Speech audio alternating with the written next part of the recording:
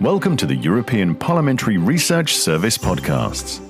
In this podcast, we'll put microbial protein on the menu and see how this alternative to animal meat could feed the world and save the planet at the same time. Want to know more? Stay with us. Beautiful in the meadow, but tastier in a hamburger. Yes, the world loves meat. We consume 350 million tons of it per year, especially in Europe, Australia, and the US. That's twice as much as we did in the 90s. But producing these tasty hamburgers and steaks is expensive, and even more with the current inflation and the rising price of cereal, and pollutes the planet. That's right.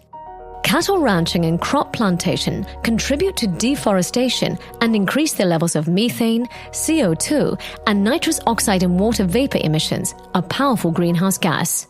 And even if alternatives are available, such as soybean products or most recently insect-based products, they haven't really conquered our palates. Neither our minds nor wallets. So, could microbial protein be just what we're looking for? Microbial proteins can be produced by bacteria, yeast, filamentous fungi, and microscopic algae via fermentation. Traditional fermentation-based products have existed for years. Think about beer, baker's yeast, vinegar, or yogurt. But large industrial bioreactors are taking it to a new level.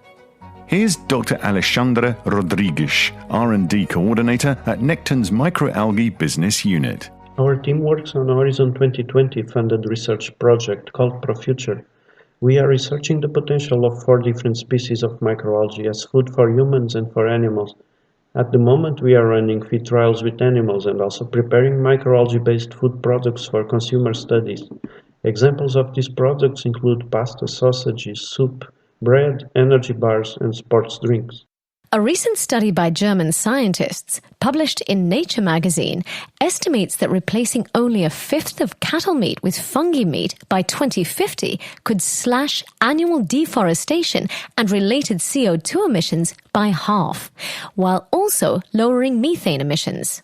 The question is, are we ready for it? Well, as the prevailing global food system heads towards disaster, there's no doubt microbial meat could offer a fast, cheap, and clean way to feed our increasingly hungry planet without hurting it. But there are issues to consider. Mass production would require large generators, so we'd need to find a way to ensure they're powered with green energy sources. Furthermore, microbial meat would be a healthier alternative to red meat and could help us prevent diet-related diseases such as cardiovascular diseases, obesity, and diabetes. But using genetically modified bacteria and fungi to produce microbial protein would need to be duly regulated and assessed for potential health risks. That's right. Truth is, microbial protein is comfortably anchored in EU legislation, especially under the regulation on novel foods. And the European Food Safety Agency has drafted a list of microorganisms that can be safely used in food and animal feed. With eyes on the future, the EU has also included microbial proteins under its Food 2030 framework's umbrella of protein sources that could contribute to a climate-friendly dietary shift before the end of the decade. And it's investing millions of euros in projects investigating the potential of plant, insect, microalgae, and microbial-based protein sources. To help develop a viable microbial protein market, the EU has also introduced a number of policies to facilitate access to finance, improve market access, and foster competitiveness and innovation for SMEs. But none of these will be successful unless we manage to win over consumers. And to do that, we'll need to better understand their habits and concerns and educate them into healthier and more sustainable choices. Want to start learning more about it? Check out Luisa Antunce's full policy brief on the EPRS website or in our app. This is a European Parliamentary Research Service podcast. Thanks for listening.